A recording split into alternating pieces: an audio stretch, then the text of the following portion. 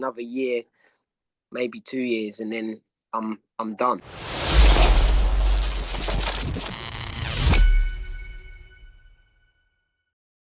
Chisanga Malata here with a man who I think I've been interviewing nearly for the best part of a decade, back in the day when you were plying your craft at Team Titan all the way near Tottenham Hale. It's been a very, very long time since I've been interviewing this gentleman, the one, the only Nathaniel Wood. Nathaniel, how you doing? How are you, mate? It's definitely been a minute. It's So been a minute. It's been a been a minute. minute. We're both older. Some of us have grown older exponentially over the last month because I've gone from one to two kids. Like my son was born 4 weeks ago. Oh, congratulations! Thank you very I had my much. second 2 months ago, so similar. Yeah, so you know what the jump is like. From one to two. It's just it's mental. But anyway, wouldn't have it any other way. And we're not here to talk about my struggles as a parent of two. We're here to talk about your return to the octagon next week in Abu Dhabi. How excited are you? Mate, I'm buzzing just to get back in there, show my skill set to the world and come home with a nice check. Yeah, yeah. Abu Dhabi, um, as of late, obviously you started off well when you the first fight in Abu Dhabi. Then it's kind of been mixed fortunes for you. The Casey Kenny fight was a very, very close fight, which many people thought you should have got the nod. But as of late, yeah, not been too ha of much of a happy hunting ground for you. So how excited are you to right the wrongs of the last two appearances there? Yeah, I think, I try not to look into it too much. That last fight that I had with Mohamed Naimov was very, what I'd call controversial. Yeah, But I look at it as, okay, what can I take away from it? I need to finish the fight. If I finish the fight, there's no way that I can have judges make a dodgy decision or, come away with a loss that I think should have been a win. So, yeah, I'm looking to finish the fight and make it 2-2 in Abu Dhabi. fair enough. And I should have started this interview off by asking the big pressing question. The change in nickname. You're no longer the prospect. You are now the last Kingsman. What brought that about? Was it just the fact that you're getting older, or was it just that you felt it's time to Well, just put that moniker behind you? I always thought that the prospect's got to change at some point, Hmm. and I haven't got long left in my career because I don't want to retire late. So I thought if I'm going to change it, let's change it now, make a little buzz around it. And everyone always said that I used to remind them of the Kingsman because, like the film, very, I don't look like a fighter. I'm 5'6". I'm quite well spoken. I remind them of a Kingsman. And I thought a Kingsman sounds good, but that's too film-like. So I thought I'd change it to the last Kingsman because Yeah. Kingsmen are no longer, a thing anymore. And then I thought, you know what, we've got a king now. I'm from England. Sod it. Let's just change it. So, yeah, I'm the last Kingsman. Bit of fun around it. Let's create a little buzz. And as the last interviewer said, a bit of freshness. So, Yeah, yeah. it is a bit of freshness, and like you kept us on tenterhooks with it as well, with like the social media problem. You obviously know the social media game quite well, like building up the name change, not just dropping it straight away. Yeah. Um, I think it's a fitting name, as you said, like you're a quintessential English gentleman. Sometimes you dress like you're in the Peaky Blinders at events, which is quite good. Um, moving on to this fight with Jose Delgado.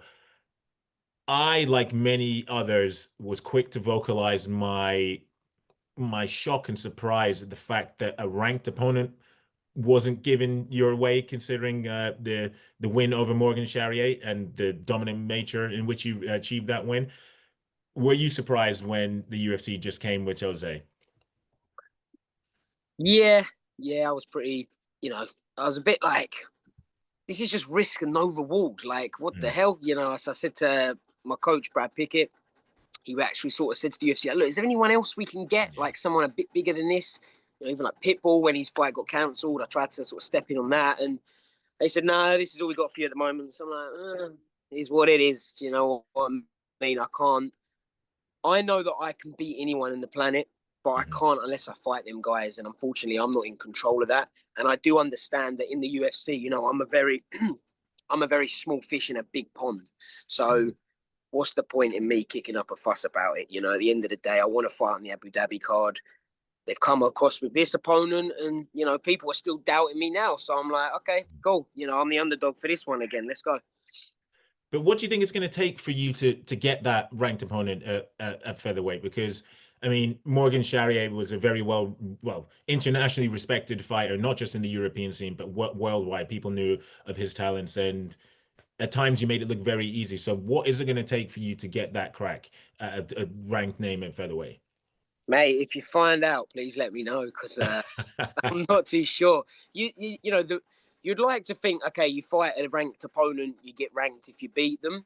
But if I'm not getting a given ranked opponents, how can I do that? Yeah. So I would like to think that if I finish Jose Delgado, because I know the UFC like finishes, like he has in his last fight, even though his last fight, that knockout, let's say, it could have just been a fluke. It showed us nothing really of his skill set. I get it. The UFC like that. The UFC want to see those finishes. I think with a good finish, I would like to think I'd at least hit the top 15. And if I don't, then I'll just have to keep knocking on the door and, chipping away at it. And one thing, I haven't had the chance to speak to you one-on-one for a while. It's only been at media days. But one thing I wanted to ask you is how has fatherhood changed your outlook on fighting and indeed life? It's massively, massively changed it for my life. It's changed it for the absolute better. It's put things into perspective. I no longer want a Richard Mille watch. I now want to get a Wendy house in the garden for my little girl. It's definitely changed a few things.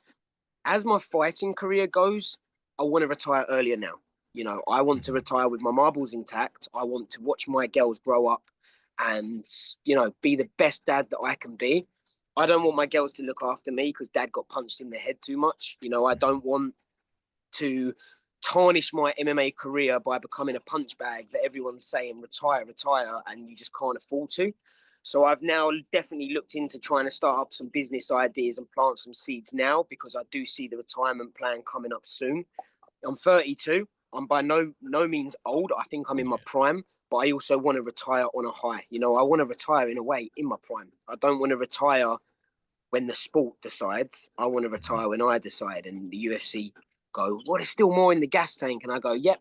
And that's for my kids, man. I'm leaving that for my kids. I want to be able to just live a long, happy life. And, I've been fighting now professionally. I started pretty young. So I've been fighting professionally for 16 years. It's not so much the fight. I don't take much damage in the fights. It's the training. There's a lot of training. There's a lot of getting punched in the head constantly. And that sort of stuff now I am worried about. I don't get on my motorbike anymore because I can't afford to die. I don't want my kids to grow up without me being there. And I guess I've become a lot more sensible and boring since I've had my girls.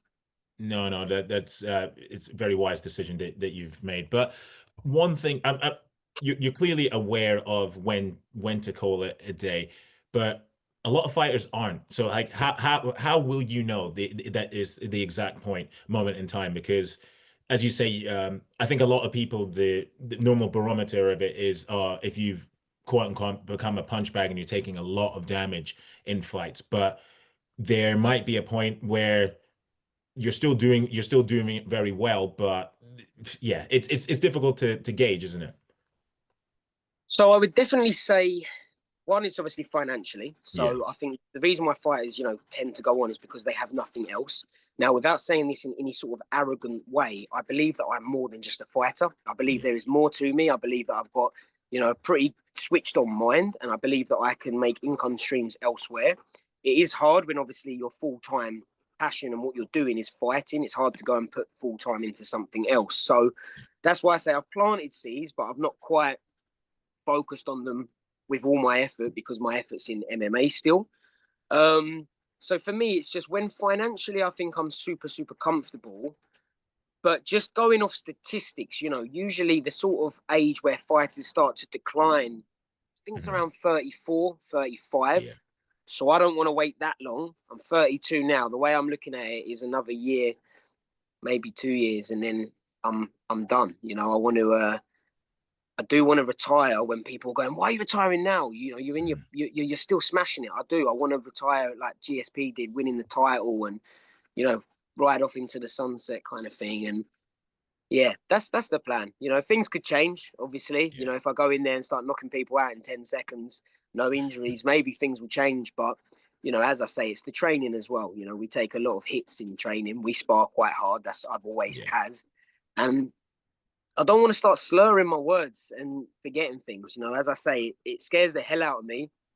The thought of not being able to watch my daughters grow up, because Yeah. you've been hitting the head too much and your brain's not working properly. The brain is such a precious thing that I want to keep it intact. I do want to keep my marbles intact and, be able to live a long, healthy, happy life with them. Mm-hmm. No, thank you for the candidness. I appreciate you being so open about that. And how is Arla getting on? She's good, mate. Thank you. Mm-hmm. She's got a hole in her heart, which she still needs operated on. But they Mm-hmm. said, look, go away. We'll do that in the future. Okay. They said, get her as big as possible. But, mate, she is the happiest little girl you'll ever meet. Always smiling.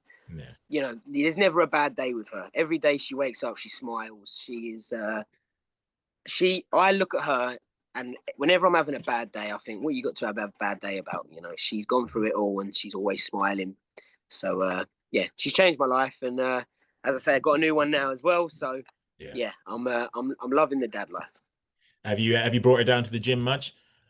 No, and the reason being is just because the gyms are so dirty, man. I don't want to catch in staph infection or anything, so Yeah, I'm that's like, very true. keep That's her very true. away from this place. But yeah, she has come a few times. The receptionists love her, so they look after her for me. But yeah, on the mats, I'm like, nah, you're not getting on these mats just yet. Yeah, well, I remember when he used to come to Team Titan that Brad would have Buddy just Yeah, running around, just yeah. And now we're talking about the fact that we've been speaking for several years now. He must be, oh, how old now is he now? About 7 or 8? I think he's 9. Oh my God! Wow, Yeah, that's yeah. like how quick is it like that, right? Literally, and like it's good that it goes that fast, but there's like it yourself. Obviously, you got two young ones as well. Like you almost want them to stay a certain age just for a bit longer. Yeah, Like my daughter's like 3 years old now, and she's just perfect, and she's coming out with such funny things. And I just want to bottle it up for like another 2, 3 years, but I know that can't happen. Obviously, they have to grow up and everything. But yeah.